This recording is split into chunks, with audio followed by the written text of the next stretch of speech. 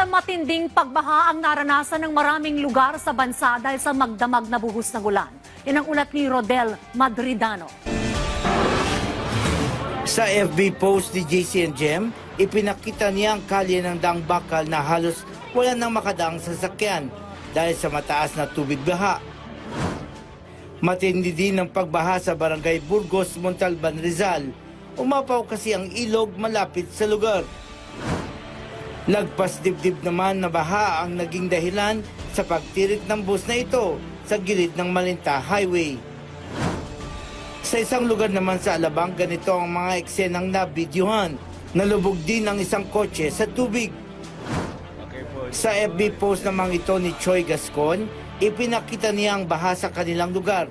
Nasa ikalawang palapag na siya nang kuna niya ito ng video. 3 oras naman ang nilakad ng ilang mga empleyado sa Malabon City para lamang makauwi ng bahay.